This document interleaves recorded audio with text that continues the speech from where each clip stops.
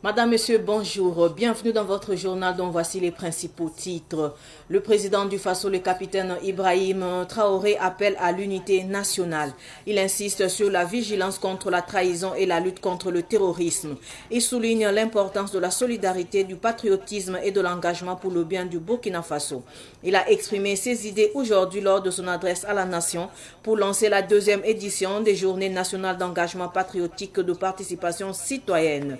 Ces journées sont placées sous le thème « Pour une nation forte et souveraine, ne trahissons pas notre patrie ». On en parle au début de ce journal. Dans ce journal, nous parlerons également des licenciements à la Société industrielle de transformation d'acier au Burkina Faso, CITAB. 69 travailleurs sont en passe de perdre leur emploi pour des raisons économiques, selon le responsable de la société. Cette situation a entraîné une grève des employés de la CITAB.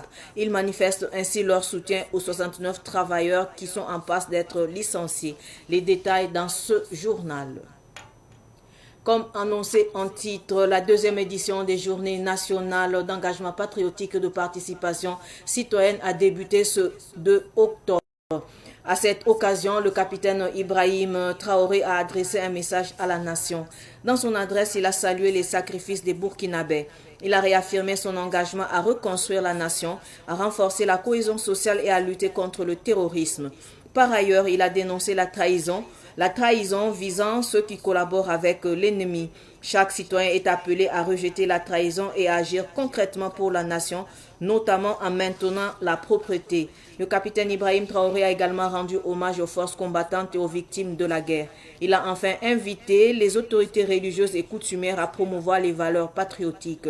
La deuxième édition des Journées nationales d'engagement patriotique de participation citoyenne prendra fin le 16 octobre prochain.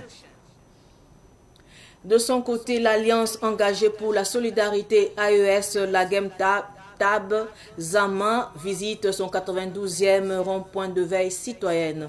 Un rond-point situé à Luxi, un village de la commune de Tanguin d'Assouri. Cette visite vise à galvaniser la population de Luxi dans ses actions de soutien au gouvernement de la transition.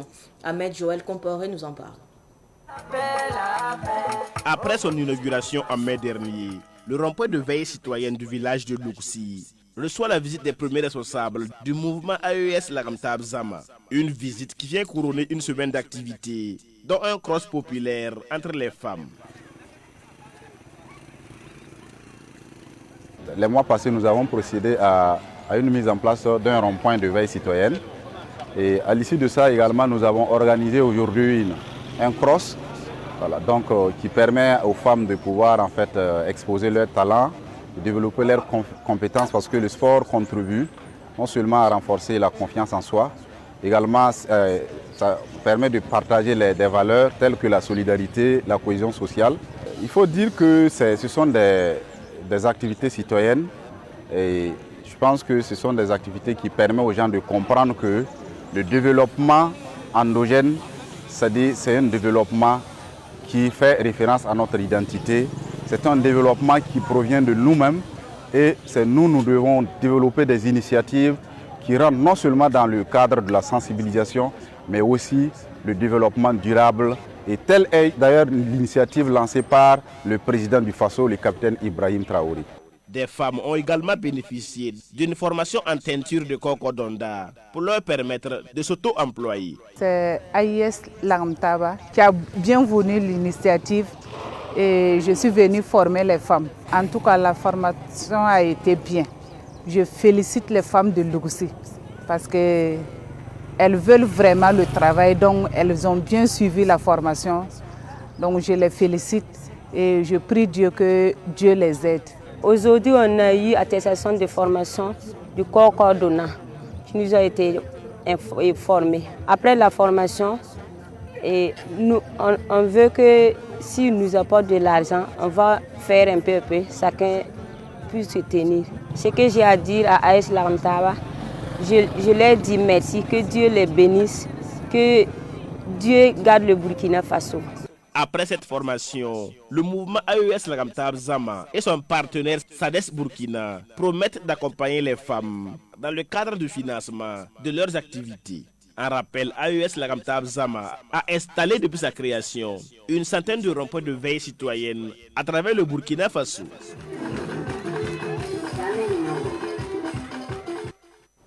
C'est parti pour la première édition du Salon panafricain des personnes âgées, une initiative qui contribuera à renforcer le bien-être physique, émotionnel, économique et social des personnes du troisième âge. Le lancement de la première édition a eu lieu hier lundi à Ouagadougou au siège du FESPACO. Les précisions avec Cynthia Zungana et Ramatou Azanwo. Durant 3 jours, le siège du FESPACO accueille le Salon panafricain des personnes âgées, organisé par l'agence Le Faso Events. Des thématiques sur le mécanisme de financement des projets des seniors, les opportunités d'entrepreneuriat, les conseils sur la santé, ainsi que sur la contribution des personnes âgées pour le maintien de la paix au Burkina seront abordées. Une manière pour les organisateurs de ce salon de veiller à ce que les personnes âgées se sentent plus valorisées dans la société. Étant dans le domaine de l'événement, on a remarqué que la plupart des événements étaient axés pour la jeunesse, les femmes, le divertissement, le sport, mais il n'y avait pas assez d'événements ciblés pour les personnes âgées. Donc on s'est dit qu'il fallait forcément qu'on songe à pareil événement aussi pour les valoriser et pouvoir créer un cadre de partage d'expériences intergénérationnelles. Le ministre d'État, ministre de la fonction publique du travail et de la protection sociale Bassolma Bazié, patron de ce salon, salue l'initiative. À l'endroit de la promotrice de ce salon, je la félicite sincèrement pour l'initiative, parce que c'est une grosse œuvre. C'est la première édition, mais de telles activités de grande envergure et de grande portée, nous souhaitons que ce ne soit pas la dernière édition. Que Dieu et les membres des ancêtres les accompagnent pour que ça puisse s'avancer. Comme l'ADA le dit, une personne âgée qui est assise voit très loin qu'un jeune qui est debout. Nous avons intérêt donc à créer les espaces, les conditions nécessaires pour que permanemment on puisse être en contact avec eux. C'est en cela qu'il faut saluer l'initiative qui a été prise et mise en œuvre par la première responsable de ce Salon panafricain des personnes âgées. Cette toute première édition du Salon panafricain des personnes âgées est placée sous le thème « Comment préparer et mieux vivre sa retraite pour une seconde vie épanouie ». La visite des stands d'exposition par le ministre en charge de la protection sociale clôt cette cérémonie de lancement du Salon panafricain des personnes âgées. Je le disais également. 69 travailleurs de la Société industrielle de transformation d'acier du Burkina Faso, CITAB, ont été licenciés le 30 septembre dernier. Selon le directeur des ressources humaines, les raisons de ces licenciements sont d'ordre économique. Une décision difficile à digérer pour les travailleurs licenciés. Madinatou et Traogo a recueilli leurs propos. Les employés de la Société industrielle de transformation d'acier au Burkina Faso, CITAB, ont lancé un mouvement de protestation dès lundi 30 septembre vers 13h. Ce mouvement fait suite au licenciement de 69 travailleurs pour des raisons économiques invoquées par la direction de l'entreprise. Notre grande surprise, lundi 30 septembre 2024, aux environs de 13h, le directeur des ressources humaines a fait sortir une liste de 60 personnes. Et nous fait comprendre que nous n'avons plus accès au sein de la CITAB à compter du 1er octobre 2024. Dans la soirée, les employés se sont réunis et disent qu'ils ne comprennent pas. À ce moment, nos délégués étaient à l'inspection du travail. Nous les avons appelés directement informés. Ils ont donné les informations là-bas. Et il nous a donné une correspondance pour faire comprendre et dire à la dame que ce qu'il fait est illégal, pas conforme aux tests de notre pays. Et comme quoi, le chef de personnel persiste coûte et coûte pour faire partir les gens. Voici le but de notre rencontre, de notre mouvement d'humeur. Bien avant cette décision, les employés avaient demandé le départ du directeur des ressources humaines, mettant en cause sa gestion. Le DRH avait justifié ces licenciements par des motifs économiques. Cependant, une analyse menée par l'inspection du travail a relevé que les motifs invoqués ne sont pas conformes au code du travail. Demander le départ de notre DRH parce que le problème a commencé, ils sont allés à l'inspection du travail. Les dossiers sont en cours, c'est même des licenciements. Ils ont dit que c'est un problème de raisons économiques. Les dossiers sont en cours, c'est une question de loi. Nous ne maîtrisons pas la loi. Et les dossiers sont là-bas, ça suit en cours normalement selon les explications des délégués du personnel. Et voilà. Avec les délégués du personnel, ils nous ont fait comprendre que dans cette semaine même, ils avaient une rencontre avec la direction. Et cela n'a pas eu lieu. Et à notre grande surprise, le gars a fait sortir la liste de 60 personnes comme quoi de partir. On a informé au délégué, on nous a envoyé une correspondance, dire que ce n'est pas normal parce que c'est illégal. Et le gars a dit, coûte et coûte, c'est sa décision qui tient. Voici la raison pourquoi nous avons demandé son départ dans l'immédiat. Les travailleurs licenciés, soutenus par leurs collègues toujours en poste, appellent à l'aide. En attendant de trouver une solution, ils prévoient de continuer leur mouvement de protestation devant les locaux de l'entreprise jusqu'à obtenir gain de cause.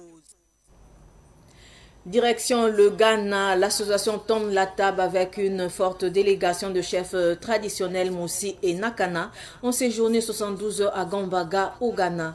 Les chefs traditionnels et les membres de l'association ont découvert les us et coutumes de leurs ancêtres à Gambaga. C'était sur invitation du roi de Gambaga qui a célébré le samedi dernier sa fête coutumière dénommée Dama 2024.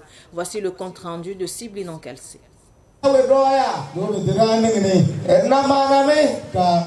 La fête annuelle du roi de Gambaga, Dama 2024, a mobilisé une forte délégation de chefs traditionnels Moussi et Nakana du Burkina et des chefs de la communauté Moussi vivant au Ghana. Cette fête à l'allure de festival était très riche en découvertes culturelles.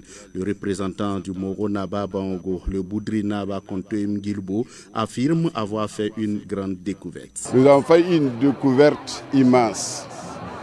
Une découverte concernant nos racines ancestrales.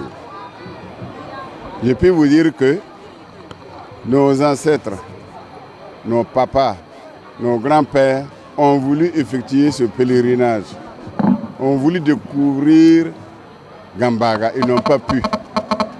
Dieu nous a offert l'occasion de découvrir ce que c'est que le Gambaga, notre racine, nos sources. Nous nous en félicitons. Nous remercions infiniment nos ancêtres qui nous ont permis d'avoir une santé de fer pour nous rendre à Gambaga. La source, la vraie source. La diversité culturelle était au rendez-vous. En plus de la troupe de Gambaga, il y a eu la troupe de Vili qui a émerveillé les festivaliers. Pour le chef de Boudri, la culture africaine n'a pas de limite. La culture africaine, il n'y a pas tellement de différence. C'est effectif que nous sommes venus avec une troupe culturelle. Nous avons vu la troupe culturelle de Gambaga. Quand ces deux troupes-là jouent, nos troupes culturelles qui sont venues du Burkina jouent, ceux de Gambaga s'excitent, ils s'y retrouvent, ils s'y reconnaissent et vice-versa. Donc ça veut dire que la culture africaine, il n'y a pas de limite, il n'y a pas de frontières. Nous nous réjouissons pour ça. Et c'est ça l'Afrique. Le chef de Zaktouli Nabakango s'est dit très émerveillé. Pour lui, cette visite a permis de résumer l'histoire. En tout cas, on a été émerveillé par cette ville parce que c'est la source donc, de nos ancêtres. C'est ici que nos ancêtres donc, ont vu le jour. Et nous sommes venus à la source pour s'imprégner donc, des réalités ici. Tradition et coutume oblige. En tout cas, on a été émerveillés par tout ce qu'on a vu. Nous avons donc visité les tombes de nos ancêtres, à savoir la maman de Yenenga, le papa de Yenenga et également donc ses frères qui sont ici, qui reposent ici. C'était vraiment émouvant et c'est une occasion donc de remonter le temps. Effectivement, nous avons remonté le temps et je crois qu'avec donc cette visite, on a donc raccourci l'histoire. Même son de cloche chez Moussa Kaboré, membre de l'association Ton Latara. Durant ces 3 jours, on a eu des éclaircissements sur nos origines. Voilà, parce que j'ai constaté qu'ici à Gambaga, c'est chez nous. Voilà, donc la fraternité même et l'accueil et la sympathie, c'était de taille. Voilà, nous avons été très bien reçus, très satisfaits parce que moi je ne m'attendais pas à tout ça. Voilà, je peux dire que ça a été au-delà de mes attentes. À l'occasion de cette fête annuelle du roi de Gambaga, l'ensemble des chefs ont invoqué les ancêtres de Gambaga et l'ensemble des lieux sacrés pour qu'ils apportent la paix et la sécurité au Burkina Faso. Avec la prière des uns et des autres, le chef des échos Naba Belemzire a dit avoir foi au retour de la sécurité au Burkina Faso. Nous avons demandé à tous les lieux sacrés de Gambara, à la terre sainte de Gambara, au roi de Gambara, à toute la notabilité de Gambara, de prier pour notre président, le capitaine Ibrahim Traoré. Et le roi a exaucé tous ses vœux. Parce que quand il a égorgé le poulet, nous avons senti que même si tu n'es pas en la matière, mais tu sais comment ça s'est passé. Nous savons que d'ici l'année prochaine, quand nous allons revenir à Gambara, on ne parlera plus d'insécurité. Le président de l'association Tonlata Bajira Yanobo a rendu grâce à Dieu et aux ancêtres à la suite de la réussite de cette sortie. Effectivement, on est venu, on a vu la taille de la chose et on rend grâce à Dieu, on rend grâce à nos ancêtres. Et vous avez vu, on est venu avec une centaine de pèlerins. Ils ont vu les traces de notre grand-mère Nyenenga. On a été sur la tombe de son père, sur la tombe de la mère, sur la tombe de ses frères. Donc franchement, ce qu'on a vu, c'est vraiment de l'histoire. Et ça nous donne le courage d'engager des projets de ce genre. Les notables du roi de Gambaga ont invité la délégation burkinabé à toujours prendre part à cet événement majeur du roi de Gambaga chaque année. Cette doléance n'est pas tombée dans l'oreille de sourds. Le Boudrinaba Kontoum Gilbo a promis de revenir avec des chefs Moussi pour se ressourcer à Gambaga. Signalons que la délégation burkinabé est allée et est revenue dans une ambiance bon enfant. Actualité sportive de cette édition, le Maracana de nuit de Saint-Mandin a livré son verdict dimanche dernier. La 5e édition a été remportée par Flagui FC face à Milan FC. Fatih Sankara a suivi. Au terme des 40 minutes de jeu, Flagui FC a été plus réaliste que son adversaire Milan AC.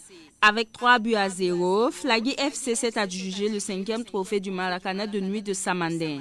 La discipline et la cohésion ont prévalu lors de ce tournoi. La différence est que c'est l'amour qui compte au fait. On s'est bien soudé avant de venir jouer. On ne s'est pas appelé de gauche à droite pour venir jouer. Non. On vient du même quartier, on boit le thé ensemble, on fait tout ensemble. Donc raison pour laquelle on a eu à faire la différence avec l'autre équipe. Je suis vraiment ravi. Malgré la faible mobilisation des partenaires, le pari de la 5e édition du Maracana de nuit de Saint-Mandin a été tenu. Une quarantaine d'équipes a pris part à cette compétition qui a duré plus d'1 mois. Ça n'a pas été satisfait, oui, parce qu'on a pu tenir au fait le pari. Le pari d'organiser le Maracana de nuit, et comme il est de coutume, et aussi pouvoir organiser cette finale. Vous savez qu'actuellement, dans le contexte qu'on est en train de traverser au Burkina Faso, tout facteur aujourd'hui que tu organises, c'est avec résilience. Résilience parce que il n'est pas simple aujourd'hui d'avoir des partenaires ou bien d'avoir des personnes qui vont vous accompagner. Mais on remercie sincèrement tous ceux qui n'ont ménagé aucun effort pour que cette activité puisse avoir lieu. Les amoureux du ballon rond ont eu droit à une prestation de qualité des joueurs. Pour le président du 5e tournoi du Maracana de nuit de Saint-Mandin, il y a du potentiel parmi les 2 équipes finalistes. Maracana de nuit, c'est assez inédit et ça fait plaisir de voir que les jeunes peuvent se regrouper comme ça autour d'un objectif commun et puis de pouvoir célébrer donc la joie. Moi, je suis très heureux. J'ai vu des jeunes qui m'ont même approché. Je leur ai demandé à quel poste vous jouez parce que c'est assez bien pour jouer sur cette plateforme-là. Il faut être techniquement au-dessus de la moyenne, sinon les blessures sont vite arrivées. Il y a de quoi être fier déjà du promoteur, être fier de toute la jeunesse du quartier. Flagui FC est reparti avec des médailles d'or, un trophée, des ballons et une enveloppe. La finaliste malheureuse s'est contentée de médailles d'argent, de ballons et d'une enveloppe. Avant de clore ce journal, la 5e édition du tournoi Maracana de l'Organisation des Jeunes de Kouritenga a connu son apothéose ce week-end au quartier Kouritenga à Ouagadougou. La finale a opposé Kogel FC à Plaisir FC qui a vu la victoire de Plaisir FC par le score de 2-0. La compétition vise à promouvoir le vivre ensemble des jeunes de Kouritenga. Le film de la finale avec Yacouba Kiamtore. Plaisir FC, vainqueur de la 5e édition du tournoi Maracana de l'Organisation des Jeunes de Kouritenga. Dans un match avec beaucoup d'engagement et de détermination, les deux équipes n'ont pas pu se départager à l'issue du temps réglementaire. C'est à la séance fatidique des tirs au but que Plaisir FC a eu raison sur Kogel FC par 2 tirs reçus contre 0, d'où la satisfaction du capitaine de Plaisir FC, Arsène Ninkema. On est vraiment content, c'est pas facile, ça n'a pas été facile pour nous.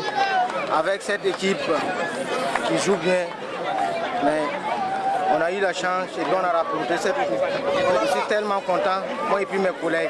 Plaisir FC vainqueur a reçu un trophée, un jeu de maillot et une enveloppe financière. Kogel FC, finaliste malheureux, s'est consolé avec un jeu de maillot et une enveloppe financière. Pour le promoteur du tournoi, Ismaël Sinari, le bilan est satisfaisant. C'est un bilan de satisfaction. Au tout début, voilà, on ne pouvait pas rassembler tout ce monde.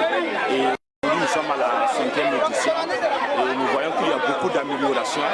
Et donc, nous remercions Dieu et nous remercions beaucoup, surtout nos partenaires. L'ISPP, chaque année, qui nous soutient. Voilà, M. Zabri au quartier qui ne ménage aucun effort chaque année. Voilà, pour soutenir ce tournoi et l'activité des jeunes de manière générale. Donc nous sommes très contents et nous remercions tous ceux qui ont mis la main dans la pâte pour que le tournoi puisse voir le jour aujourd'hui. Le représentant du parrain de cette 5e édition du tournoi Maracana des jeunes de Kouritenga, Edouard Zabré, a salué la vision des jeunes. Selon lui, la compétition contribue à la promotion de la cohésion sociale. Le parrain m'a dit combien il était très heureux de participer à cette grande initiative qui témoigne de la volonté des organisateurs de créer les conditions d'une cohésion sociale et d'un vivre ensemble harmonieux. Et donc nous ne pouvons qu'accompagner cela, car cela participe à un développement endogène et solidaire de la jeunesse de Kouritenga. Cette 5e édition du tournoi Maracana des jeunes de Kouritenga a connu la participation de 24 équipes de la ville de Ouagadougou. C'est sur cette note que prend fin ce journal. Merci de nous rester fidèles. Au revoir.